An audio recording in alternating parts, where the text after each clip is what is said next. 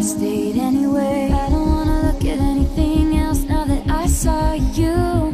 Someday you'll turn your radio on. I hope it takes you back to that place. I wanna be your endgame faithfully. I wanna be your first string. Sometimes to run is the brave thing. I used to think I would meet somebody just like our lives. The worst thing that I ever did, you did it what I did to you.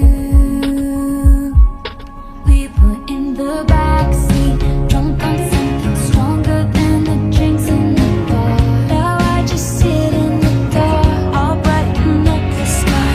Here we are again in the middle of the night, and I got that red lip classic thing that you like. And in my head I was there in the dark, I keep singing, don't know why. Promise that nobody's gonna love you like you. How much you think about me?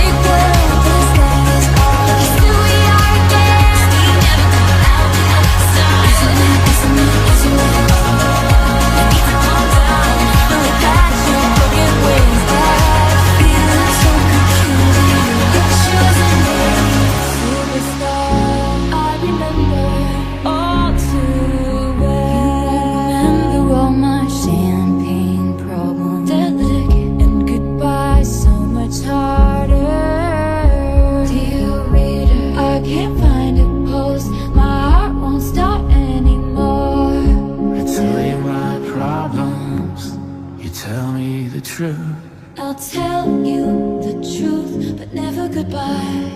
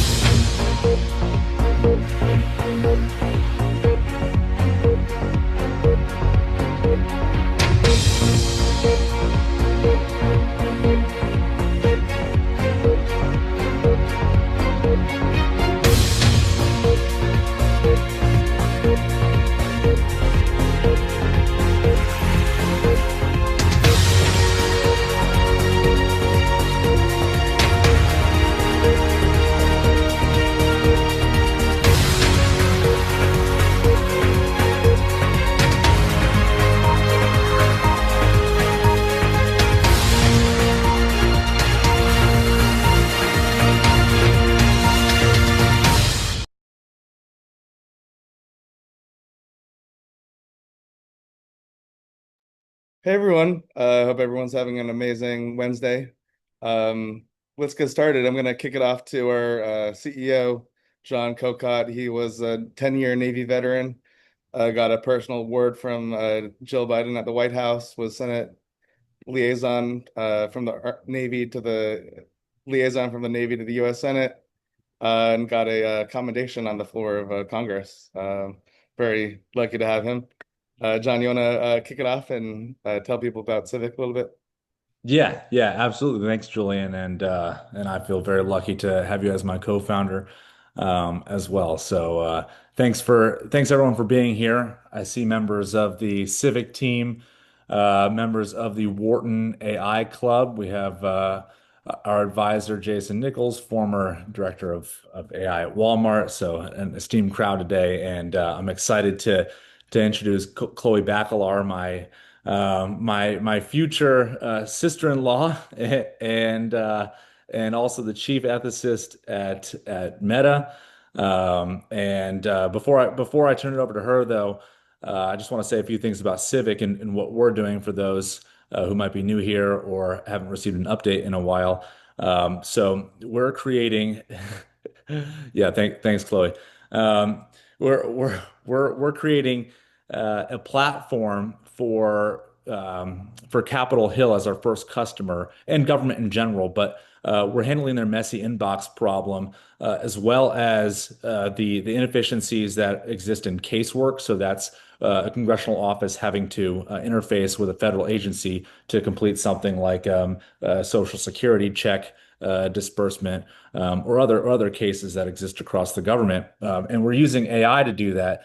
And a few of the things, or the use cases that I've asked Chloe to consider are one, using AI to read emails and pull relevant data out of those emails to create constituent profiles, batching emails together based on similarity, so the types of bills that the person has mentioned and their point of view, whether they're for and against.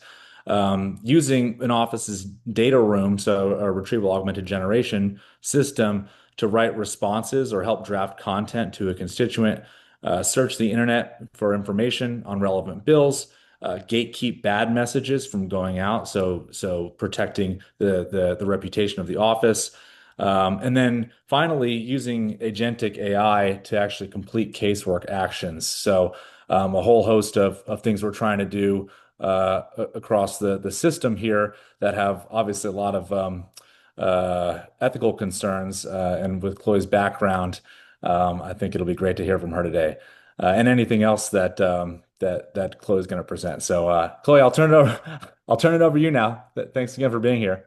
Thanks so much, John, and thanks to all of you guys for having me. Nepotism being alive and well, I'm really happy to be here. But even if I didn't know John, I'd be really excited to be here because the idea of using AI in ways that are meant to be positive for democracy, positive for the like boring nuts and bolts of how institutions work, not just the like fun stuff of keeping people informed and deliberation going is such an important use case of AI and part of why the US is leading the way because we have leadership that understands and supports that kind of vision.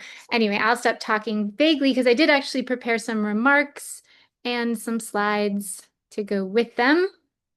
But feel free to interrupt and ask questions along the way. Whatever works best for you. I've left time at the end for questions or discussion, but feel free to jump in. All right, so I'm going to give a little introduction to myself, talk a little bit about AI ethics and politics, in particular AI ethics and democracy, then talk about risk, which is always a critical part of these kinds of discussions, and then go through a little bit about the particular use case that John was describing and what you guys are working towards here at Civic, and then, yeah, some Q&A. And first, a disclaimer, I am a representative of Meta and University College London. I am not representing Meta. University College London does not care whether I represent them or not. You're welcome to think that I do. Lots of professors there would disagree with what I'm going to say here. But that's how universities work. All right. So I'm the chief ethicist of Meta. I do very applied AI ethics. So I consult a tiny bit with our ethics and compliance people who do more of the business side of ethics, but I am very much an academic ethicist who focuses on the wide world of AI, increasingly on Gen AI questions. Until a couple of months ago, I was also a professor where I taught such courses as AI ethics. And now, as I said, I'm a senior research associate at UCL. My core research interests are normative and applied ethics, especially AI or information technology ethics, constitutional law. I never got a JD, but I was a constitutional law professor, so I like to think that that makes me some kind of expert. Democratic theory and modern political thought. Do some of the ancients and the contemporaries too, but I like the moderns. Then you know a little bit about my priors, at least while we go into this, so you can maybe predict some of my biases. But first, I just want to lay out sort of the ground space of what is AI ethics. Most of you guys already probably have some idea, but it's good to get the definitions clear out front. First, ethics, which is just another way of saying moral philosophy, is the science or study of good and bad, right and wrong, not from a legal perspective necessarily, although sometimes there's considerable overlap, but from a moral perspective. There are lots of different approaches to AI ethics, going from like the very high level meta ethics to the very concrete, you shouldn't steal pens at civics offices if they have them. You should clock in at appropriate times, kind of business ethics, and everything in between. As I said, I do applied ethics, and at Meta, I do also normative ethics. These are the should questions. So what should we do? What is the right version of the world that we want? And applied ethics is very empirical. How do we take that normative vision and actually put it into practice given the realities of the facts on the ground? There's no one universally accepted definition of what is ethical or unethical. People who tell you something like, we've created ethical AI, or this is the ethical way to do it, or I've made an ethical decision. Feel free to push back on that every time. I do every time, because there's certainly ways to be unethical that I think almost everyone would agree on, but we have very little agreement on what is ethical, and there is no universal standard for it. What ethics does, or the science and study of ethics, helps us navigate different approaches and schools of thoughts and frameworks for understanding what is or is not good and bad. Note that almost everybody, unless you're an actual sociopath, has some kind of moral intuition, some ingrained ethics in themselves. That's really important, and something that you should listen to, especially as you do this kind of work. If your gut's telling you something's wrong, doesn't mean that your gut's right, but it's worth double-clicking on. But that doesn't mean that we don't need more formal ethics that takes it away from this personal connection and towards a more scientific approach. AI ethics, just going from there, is the application of the study of ethics to the space of AI. It includes concepts weirdly from both moral philosophy, so actual ethics, and also political philosophy, or more like institutional ethics, and I'll explain why in a moment. And again, there's no universally accepted one way to practice it. Very often at big companies, AI ethicists are lawyers or work within the legal side of the company, or say at like Google DeepMind, they're mostly in the like more research side of things, separate from product. The way I do it at Meta, it's very product oriented. I sit within the Gen AI, or actually we just changed it back now. It's called the AI org, and work primarily with engineers. Alrighty. So now why did I say AI ethics and politics? Some might think, right, you could imagine a joke about them having absolutely nothing to do with each other, right? Ethics is doing what's right. Politics is doing what's political. You can't have an ethical politician, blah, blah, blah, blah, blah. I assume the fact that you guys are here and that you either work for this company or are in business school right now, that you understand that it's a little bit more complicated than that, right? If we think of humans as social beings, and this is certainly one of my priors, then we might think that there's decent overlap between what it means to be a good human and what it means to be a good member of a society, a political society in particular. And we find that the questions of what is doing right as for me as a human, and what is doing right for me as a member of my community are very hard to disentangle. In practice, too, the kinds of considerations that we do when we're working in ethics and working in politics are very similar, right? It's about navigating competing values. You know, we have inside us lots of competing values. We have constituents with lots of competing values. We live in cultures with competing values. So how you make those sorts of balances and hard choices. And for both ethics and politics, especially democratic politics, you know, it's not just about getting the right answer. It's often also about how you got there, right? The process matters as much sometimes as the outcome. So you could have the best leader in the world, but if you didn't get them through democratic means, well, you do not have a fair democratic polis. And this is the reason why ultimately AI ethics is sort of a funny blend between ethics and political philosophy. It's because it wasn't founded by ethicists. I frankly, I blame my folks for that. Philosophers are hard to change, and a lot of us, especially in the early days, were afraid that we needed to be like experts in coding to be AI ethicists, and that meant that we ceded the space to engineers and lawyers and comms people who bunched together a whole bunch of different concepts under AI ethics, some of which we would properly call ethics, and some of which you would call political science. So things like fairness, you might think is both a political theory question and an ethics question. Something like governance is pretty clearly a political theory question. And these are all a whole bunch of llamas that are going to drive home the point. Personally, though, I like it wasn't something that we did on purpose, but I think that it actually was the right way to go.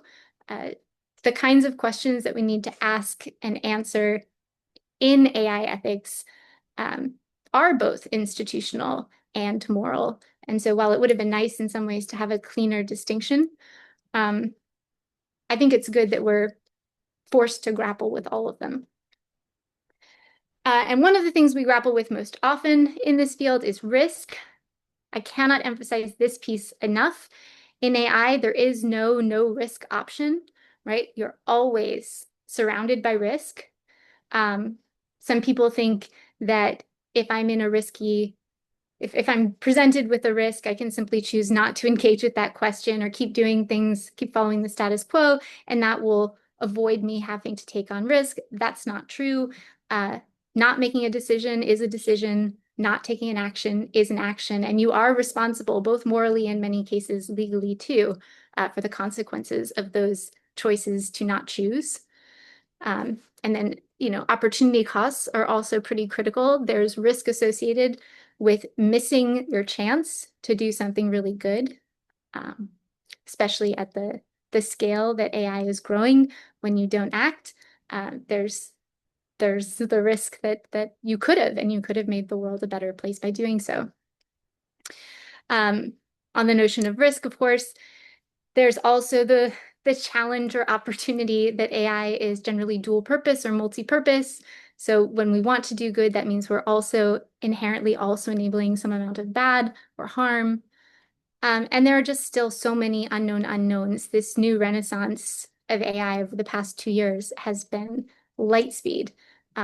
So there's just so much that we can't predict, and where we are in 6 months is probably going to look very different from where we are now. And there's just not much you can do about it besides forge ahead. AI ethics deals with these risk questions and also the reward questions. So we can focus a lot on risk, and we do. But if we want to do a proper risk calculus, we also have to understand the benefit of what we're putting out there. So who are we building it for? What are we building? Who's going to gain? Who's going to lose? How do we mitigate risks, and how do we maximize benefits? Those are not the same question, right? Those are two very different questions which are going to require very different kinds of work streams. In places where it's impossible to make everyone happy, and that is the place where we live in AI, ethics can help us make sure that we're taking into consideration the right kinds of interests and questions, especially the longer term and societal interests that don't necessarily map closely onto a business review unless you force it. All right, so now that's all been pretty pretty abstract. So let's do some ethics in practice. For the past, I don't know, 4 years or so, I'll move back. For the past 4 years or so, in addition to my academic work and my work at Meta, I do a lot of consulting with startups and the investors who love them on AI ethics, just sort of doing kind of analyses of their products and their companies and what they're thinking. So we're doing a little bit of that now, or at least giving you some tools to do it yourself. And I always start with some foundational questions, right? Anytime you're working with AI, anytime you're making some sort of change with AI, I very strongly encourage asking these questions. So the first is, what problem am I trying to solve? You'd be surprised how many people don't know the answer to that, really. And then critically, do I want to solve it with AI? Is AI a good way of getting around it? There have been lots of examples of like great, helpful, useful AI that was deployed to solve maybe the wrong problem and ended up causing trouble rather than helping. So one example is sort of traditional, last generation AIs that were used to predict where violence was going to occur in low-income neighborhoods. It's actually pretty decent at predicting it, but it was given to police agencies to send cops out.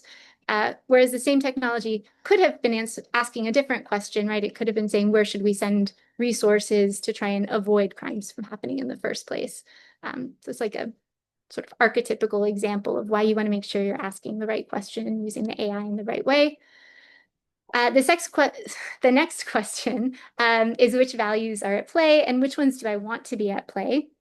Sort of dissecting the actual principles that you want to be embedded into your AI, and how do you want to balance them? Because some of them are going to be competing, some of them are going to be completely mutually exclusive, and you're going to have to make trade-offs. AI is not a value-neutral tool. Most things aren't. There's going to be values that are embedded in it, whether you mean to or not, in the spirit of not making a choice is still a choice. Make sure that you're making a choice here and being deliberate about the kinds of ends, not just concrete goals, but the kinds of values that you want to be propagating. Then you have to ask yourself about the risks. Don't expect to know all of them, but know as much as you can. You have that responsibility, and how you might try to mitigate. And then this one I think gets overlooked. What's the relevant alternative or comparison, right? People often look at an AI system, especially the risks of an AI system, by itself, or they compare it to some kind of utopian ideal, an AI system that moderates content on a social media platform, for example. You could look at that by itself and be like, oh, this causes so many different problems, and it reduces people's access to certain kinds of information and blah, blah, blah, blah, blah. But what would it look like if there was no content moderation algorithm at all?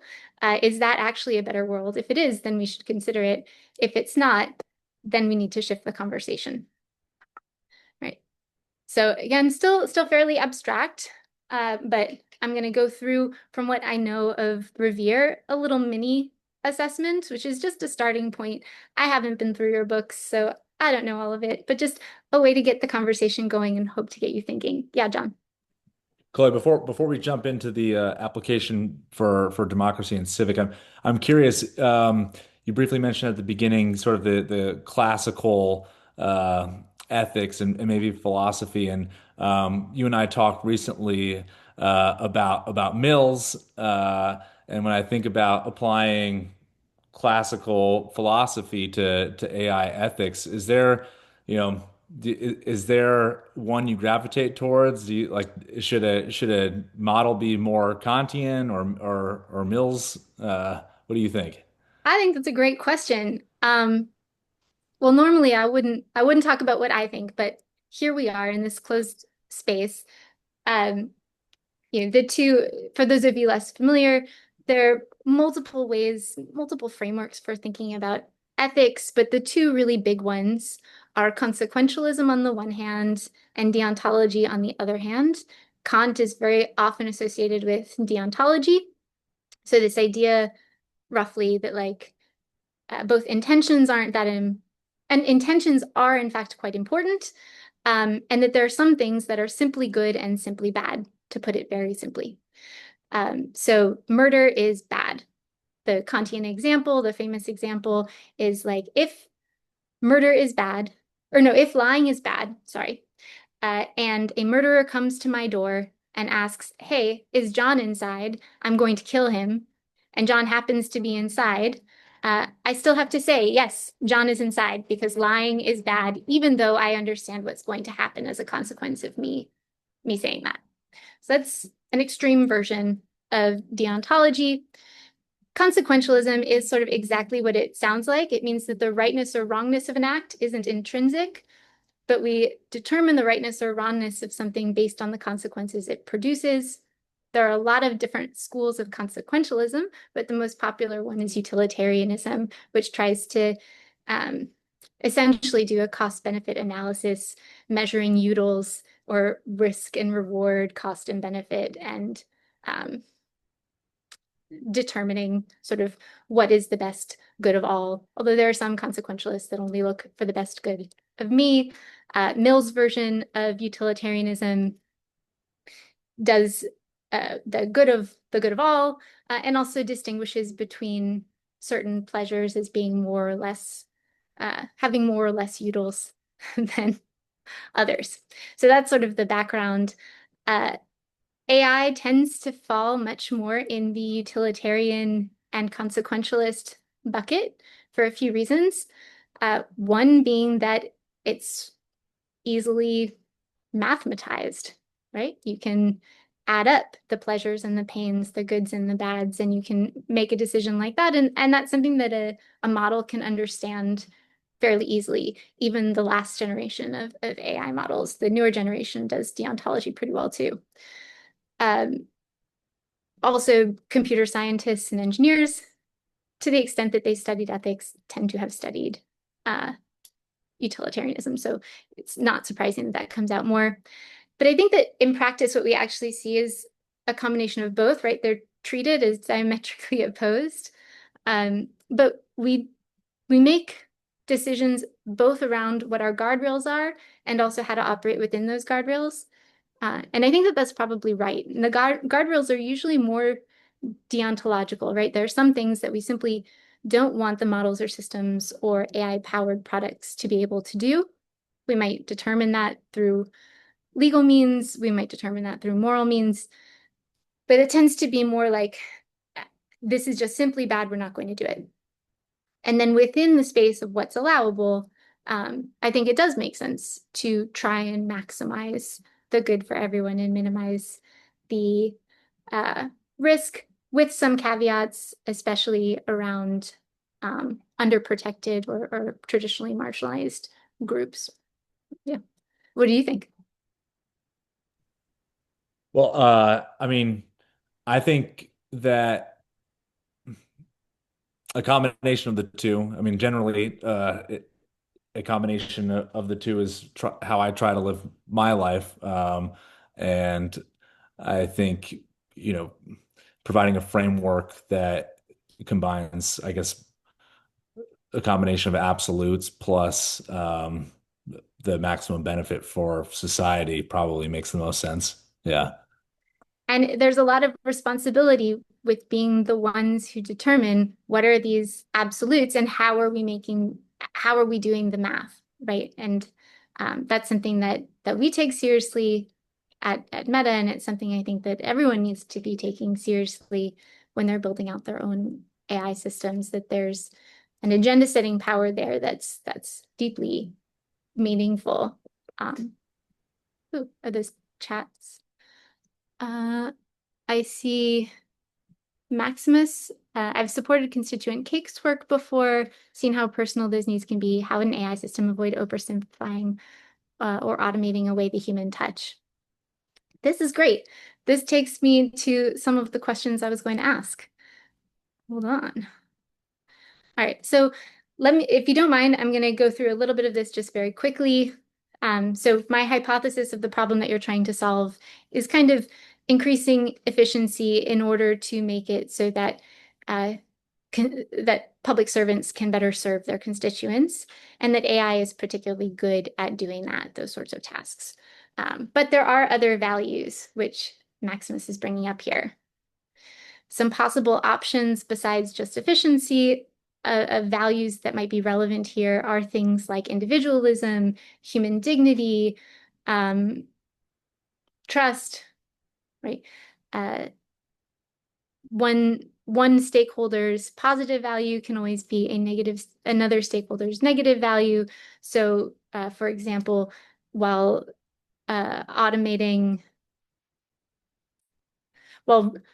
scanning a constituent's email might be in the benefit of the congressperson themselves, it might not necessarily be in the benefit of the constituent. So that's why we have to not just look at the different values, but also consider the risks. And some of the risks that I've laid out here, potential risk scenarios, map quite nicely to that question, right? This idea of switching from human to human interactions to human AI interactions, or more likely what will eventually happen, AI to AI interactions, as each of us has our own AI agent that then writes to our constituent, writes to our congressmen, who then use their AI agents to understand what all of those letters were about and then write back to us, and then it's read by our AI agents, and then you can see what's happening. And there is a question about whether there's something lost to human dignity here, whether this is somehow an infringement on equal human worth. There's also this question, right, about whether that de-individualizes us, right, makes us just data points that are lumped together in a way that feels perhaps dehumanizing to some. I won't go through all of these risk scenarios because I know I'm already over time. Some of these things can be addressed through mitigations, either design mitigations or safety mitigations or that kind of thing. Move past. But I think what's really important here is the relevant comparison, right? So in an ideal world, our congressman would read every letter, answer every phone call from every constituent, and we simply know that that's not what happens, right? We can blame them for being lazy, but we can also look at the vast amount of mail and phone calls that they get. They have aides to do this kind of work for a reason, and even then, they fall pretty far behind and aren't able to do the kind of soft and sometimes hard support that we really want them to be able to do. Like if, I need a stop sign in my neighborhood and my community board is really pushing back, but there have been a bunch of kids who've been injured, I want to be able to reach to my congressman. I want my congressman to be able to support that. And we know that they're just not able to do as much of that as they'd like. So how do we make sure, like, if we take that into account, right, how do we make sure that we're not depersonalizing and oversimplifying and losing the human touch? Well, maybe we're enabling more of a human touch, right? Maybe we're enabling the congressman to now do more than they otherwise would have done with this extra boost from AI. It doesn't necessarily address the fundamental question, which we don't yet have an answer to, about whether there's something dehumanizing about being addressed by an AI instead of a human. But there are other ways that we can mitigate through that. For example, human in the loop processes, right? Making sure that it's not totally automated, making sure that you have a way to audit whatever comes next. So was an AI involved in making this decision? Did an AI review my letter? And appeal decisions. So if you get something from the congressman back saying, I can't help you, can you appeal? And if it was AI driven, can you get a human to manage that kind of appeal? Doesn't deal with the like more existential type question about humanness, but that's a longer conversation. All right, I went way over. My apologies, guys. There's more stuff in the deck. You're welcome to read. The session is an hour, by the way. Oh, is it? Yeah. Oh, you only marked for half an hour. Okay. Yeah, Chloe, if you have the time, we're good to keep going. All right. I can I can go a little longer. All right. Well, I'd like that's why I to was ask, like, sorry, guys. Yeah, Julian. yeah, something that's interesting to me is if you look, in the 90s when I was growing up, when people thought of AI, they thought of, the Terminator and very unpersonal, AI, robotic, with no humanity to it. When in reality, I think what we're getting a little bit is, the AI. By the way, I think your screen stop sharing. I know, sorry, I just had to move a meeting. No worries. I'm back. Is that in reality, when faced with like faceless systems that we already had in our lives, a very classic example is the DMV, but there are other systems we deal with where it feels really impersonal. A more personal example is, I was trying to get health insurance.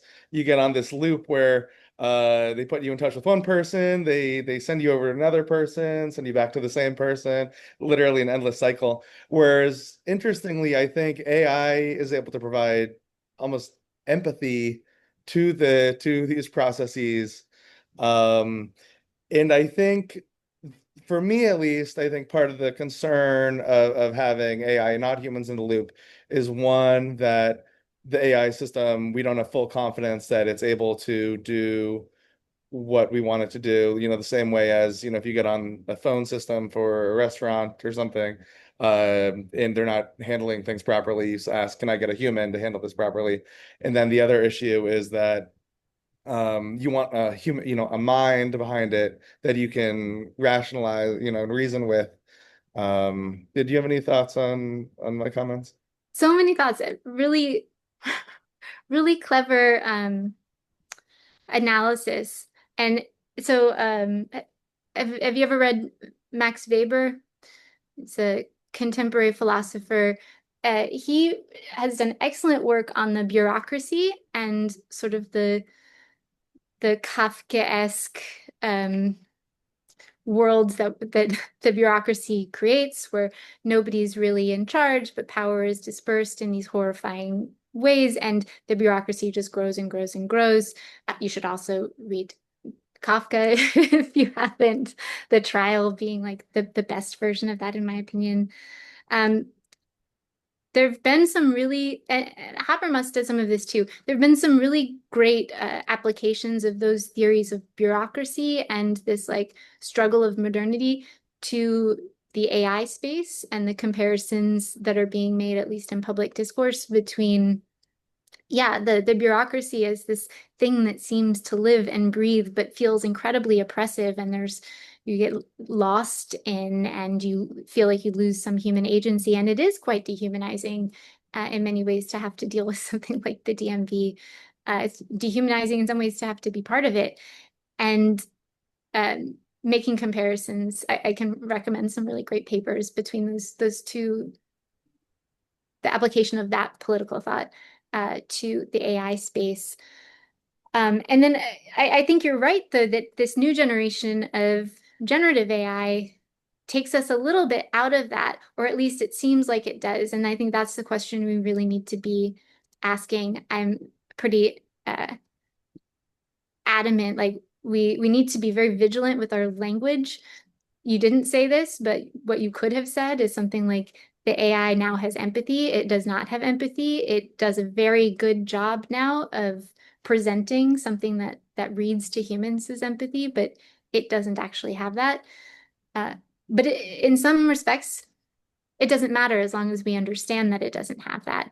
There's a study last year, an A/B test, where patients were given bad medical news in a hospital setting, either from a medical doctor or from an AI. And the hypothesis, of course, was that people preferred hearing the bad news from the doctor. But actually, that's not what was found.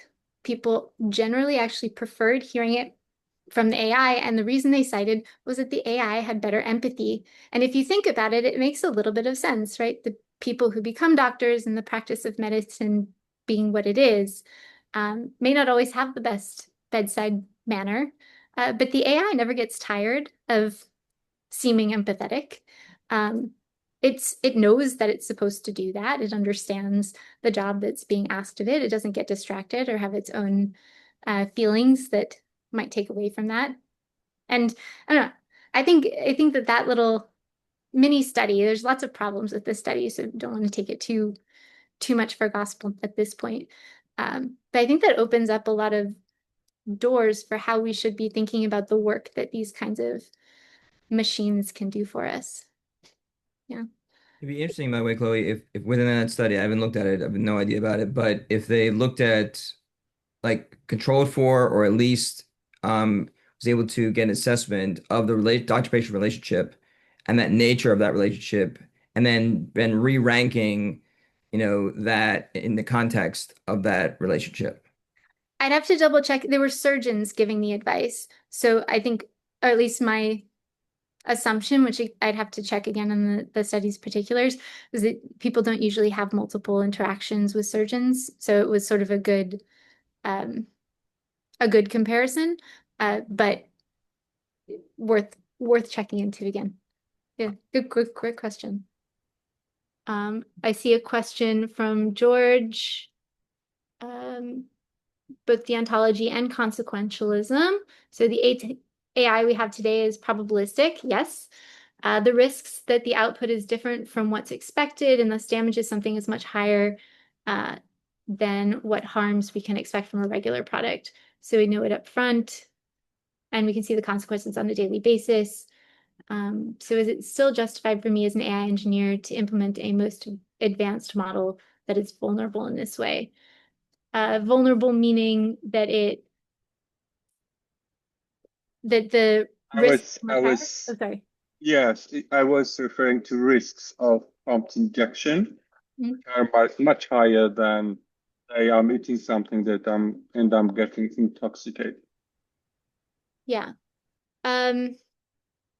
I think it depends. The risk analysis can't be done sort of in a vacuum. Case by yes, we do this analysis, and then people from both sides, the person who wants to have AI and the person who developed AI, let's say Google or OpenAI. So imagine that those two are both willing to move forward, but I'm sure that the model, if the prompt is available to the client, the person who wants to implement it to his firm will be like exposed to those risks.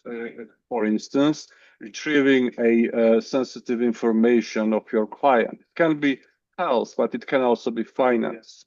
And so I'm asking, what's the ethical thing to do in this case? Move forward with both of them, not do so. It's personal decision, but I'm just wondering what your thoughts of work on those issues. What's your take would be, Yeah. Again, I think it really varies case by case, and there is no one ethical decision that you could make there. But I think the most important thing is being as transparent as possible about the limitations and risks of using this system, and then letting people decide for themselves whether they're willing to take on that risk, especially in these regulated spheres like finance, law, medicine, where the thing is there that, however, is that actually also the people who decide itself, right? But then those products are actually causing the risk to their clients. So their clients are not involved in this decision making.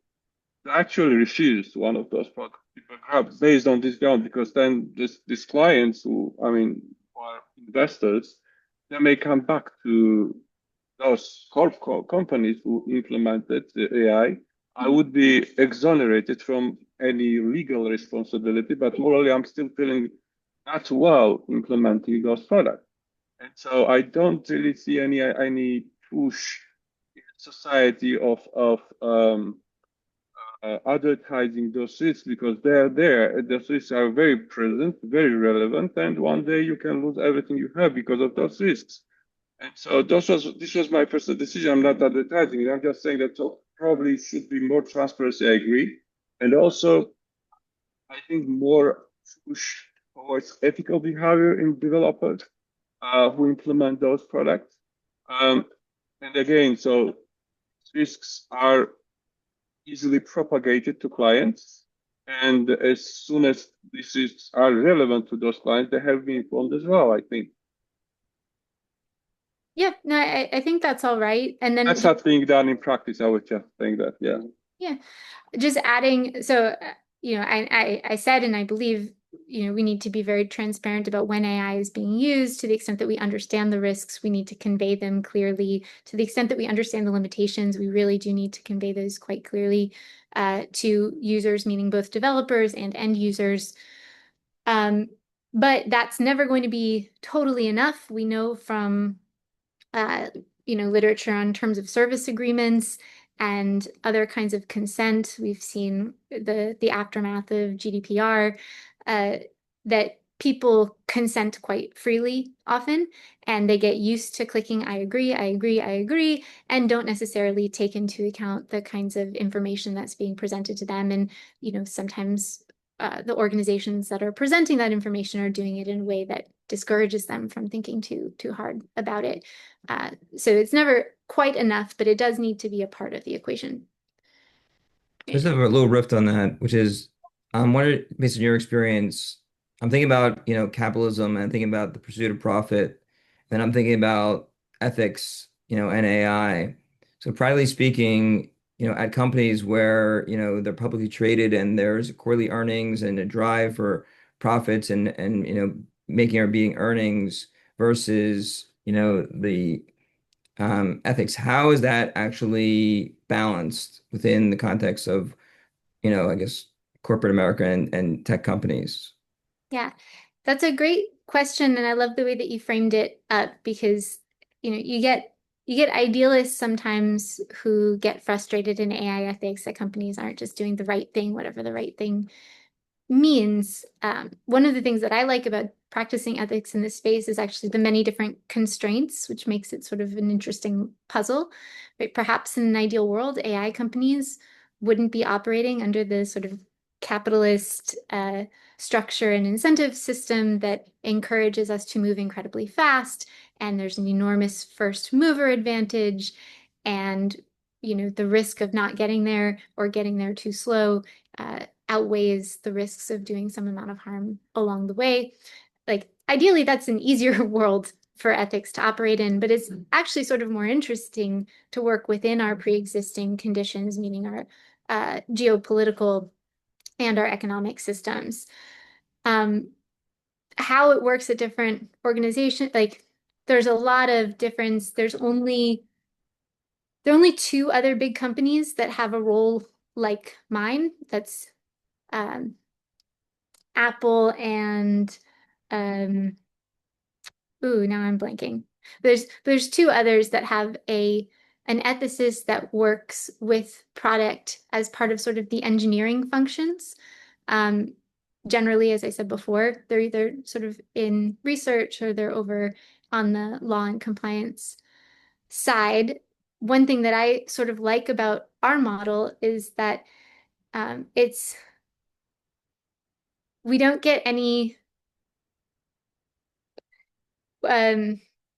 no one cuts us a break, right? There isn't like some review that has to happen, like with a team of legal compliance experts, where someone has to go through and check, like, is this ethical or is this not ethical? We have to work the same as anyone else to make sure that that the ethics perspective is being represented alongside other core business functions. So like alongside the legal perspective and the policy perspective and the comms perspective and the engineering feasibility perspective, all of those pieces. And we have to also have the ethics one. And often there's a lot of harmony between these different perspectives and the business interest. Not always. And so ethics doesn't always win all of the battles and probably shouldn't always win the battles, because at the end of the day, the company still needs to exist and has fiduciary responsibilities and all of that, needs to live on to fight another day.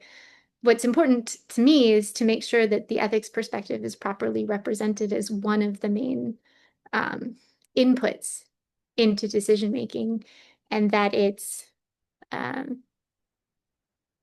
yeah, the best way to do it in my experience is to show how ethics can be aligned with business interests, can be aligned with legal interests, can be aligned with comms and PR interests, to not just try and convince people do the right thing because it's the right thing, but show how doing whatever version of the right thing is actually also in the company's interest. That's a challenge. It doesn't always work.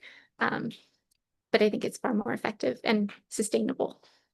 And it sounds like it's also a challenge for you or someone in your type of role to be able to balance that and also present that in a way that's compelling, balancing out the your ethical aspects versus the financial and legal and all those different other aspects that that you have to balance out in the context of the total company. Exactly. You have to do a little bit of translation, but it's not that different in my view from, or at least my life as a professor, right? You have to translate concepts for different audiences. You speak differently to the core people who share your research interests than you do to a first year undergrad, than you do to the deans and to fundraisers. And you find the language that's going to do the most good for each of these contexts. Salesforce is the other one. Salesforce has a really great model. Maximus. Hello. I've been following you guys for a while, and I think it's a very cool goal, being someone who's worked in government and seen how many there's a lot of stuff that is just busy work that we could let AI take over. And I was just wondering, the study you mentioned with the doctors sounds super interesting, that people prefer that the AI was more empathetic. But I wonder, would you guys have a disclaimer that they are speaking to AI and like a message, or is that something that would be hidden? Do you mean meta or go ahead? Oh, sorry, Chloe. Maximus, I think this is more a question for Civic than Meta, right? Oh yeah, I believe so, yes. Yeah. So we're considering a few things. So we're in the near term, and actually, Chloe, going back to just to like hit on the point of like a sh shifting landscape where we've got advocacy groups and lobbyists that are hitting the congressional offices with AI generated content, and that's one of the reasons in like the past 3 or 4 years that they've had such difficulty keeping up. And so, where do we like at what's the level at which we use AI to combat that, still keeping the human in the loop, but also generating tailored, individualized content? There's like that's what we're debating as a company right now, and with our design partner office is like, okay, do you want to review? You don't have the time to review every message, but you also don't want to auto respond. So striking that balance, Maximus, is something we're trying to do. And so, like, first we have to make that decision. Like, and in the near term, we've decided that we're going to keep the human in the loop because that's what offices want. They don't want to take the human out. So we're not going to have a disclaimer there because there is still a human. There's another component though in using AI. We want to use AI to listen to phone calls, to do phone call transcripts, to take notes, to save time for the office. And that's another one where we have to consider like, okay, we're using AI, we're recording your voice and using AI to transcribe this phone call for performance sake. That's where we might do that. So yeah, but I think we do want to, if the human is not in it, we want to be upfront about the fact that AI has created the message. But I think that's still under consideration. And Back. there's lots of different ways that you can do that, right? You can have a simple disclaimer, this was created with AI, or you can, have some kind of watermark, or you can have a like more granular description. This message was augmented with the help of AI, as opposed to simply, it's more of a spectrum than what it seems like. It's not just I mean, I don't know exactly every choice that Civic's going to make, but it doesn't have to just be either AI is doing it or humans doing it. There's a wide range of how AI can co-pilot or partner or assist in doing this kind of work, where a human is still the main actor. And yeah, we know that public actors love this. We've seen some case studies already that they really love having this kind of help, because it lets them do more for a greater number of people. And the question is going to be how people are going to feel when they understand whatever role AI is playing in it. Part of that is also just going to be as people's views on AI change over time, which we've already seen. Like, we have seen some massive shifts in people's expectations over the past 2 years to be much more expectant that AI is going to be part of how work is done, and sometimes even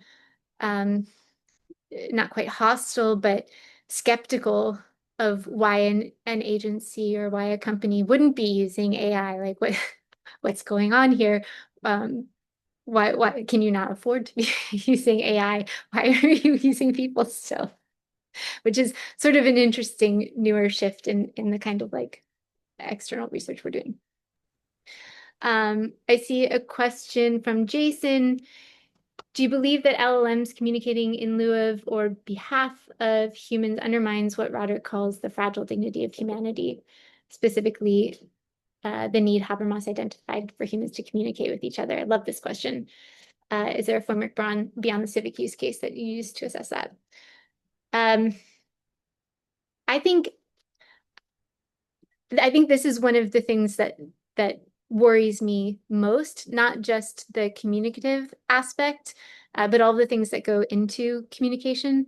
So, our reasoning abilities as humans, the ability to translate our thoughts into language, either written or spoken, or even just our language in our own minds. The ability to remember things.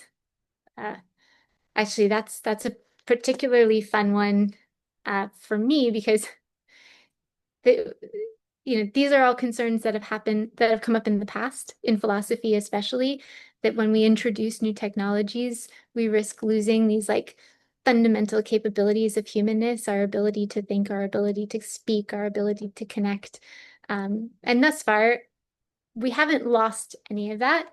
It has changed with various technologies, maybe in some ways for good and maybe in some ways for bad. But the story that just came to mind is one from Socrates. So Socrates was perhaps our first Western philosopher, Luddite, who hated the idea of writing. He believed that philosophers should never be allowed to write anything down, because once you used this like magic technology of the pencil or whatever, ink, well, once you'd written it down, you didn't have to remember it anymore. And so if humans were going to be doing that, then we'd lose our incredible memories, and what a huge waste. And that would take away part of what it means to be human. And you know how I know that? Is because Socrates had a bunch of students who wrote it down, and then I have read it. And maybe I would have read actually a better version of it had Socrates himself been the one to write these things down instead of all of his students. But just to put the concern in perspective, or in historical perspective, not to dismiss it at all, because I do think that there are things that we lose about being human as we shift to different technological eras, but we also have to think about what we gain, and that it's not a simply bad thing or a simply good thing, but it's a complicated thing, and that humans maybe aren't meant to be stagnant, but that we adapt to our technological environments, and our technological environments adapt to us. Things that really do cause us harm. Sometimes it takes a long time, but we tend to adapt them to be less harmful. I saw some smiles there. So the Socrates story is a good one. Feel free to use it.